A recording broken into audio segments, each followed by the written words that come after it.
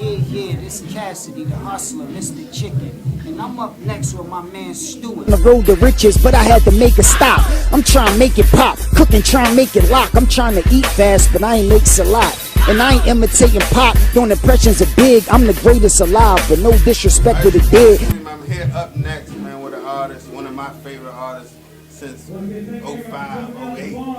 Cassidy, man, straight from Philadelphia. What's up with How you? you doing, man? Thank you for giving me the time. Yeah, no problem. Yeah, you killed the stage, man. You got some new shit out. Thanks a lot. Yeah, I really respect you. I want to tell you. That's the new shit that's about to come, you know what I'm saying? Yeah. Giving y'all exclusive first. You have a title for it yet?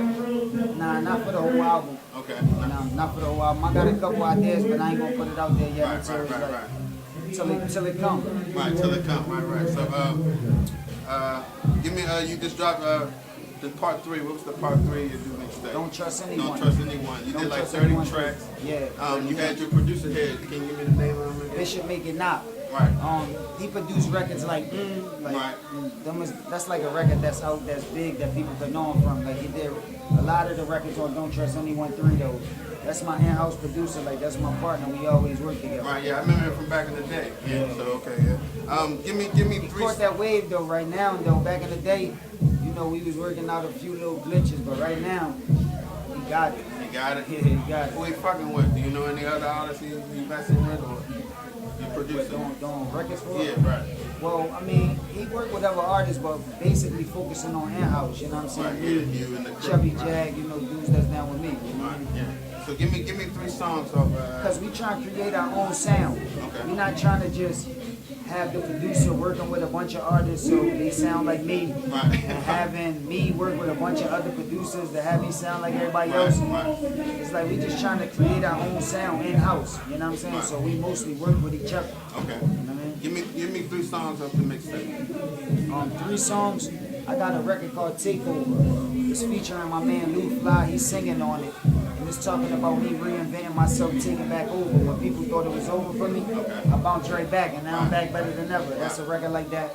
I got a record on there called Millions of Dollars. And it's talking about that's all I can see is millions. That's my whole focus right now is getting to the chicken. And the third record that's on there is the remix. And I threw like mostly everybody from New York, Fat Trail from the DMV. DC I side. threw a lot of people on the record. It's like, you know what I'm saying, a lot of people on the remix, so that's a third record. But it's 30 records on there, so you know, it's a lot of records. Those just 3 that came to my head. Right. So, speaking of, you know, you fell off. What was the reason, or what was, you know, the reason you stopped? You know, you slowed down a little bit. Now you're back. You know, you're back out. What was the reason you said that? I never really slowed down. I just was dealing with the, you know, the business. So just, you know, people don't hear you on the radio as much, or they don't see you on TV as much.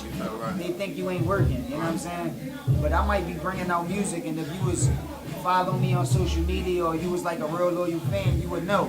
But if you just follow what's popular and just what's going on in the world, then you might not know. You know what I'm saying? Because it's a business, and I've been in the business for so long. You know what I mean? Like. So, you know, you go through ups and downs during your time that you out. Right. But I'm always cooking up, I'm always working. So, you know, if you follow me on social media, Instagram, Twitter, Cassidy_Larceny, that's LARSINY. I always keep my fans updated with what I'm dropping, give them the links to all my new music. So I constantly work and constantly drop music. Oh, and I'm doing this new thing called Daily Cast Bars on Instagram. Every day I'm putting out new bars, crazy punchlines, crazy metaphors, figurative language, just showing people that hip hop is still alive, it ain't dead.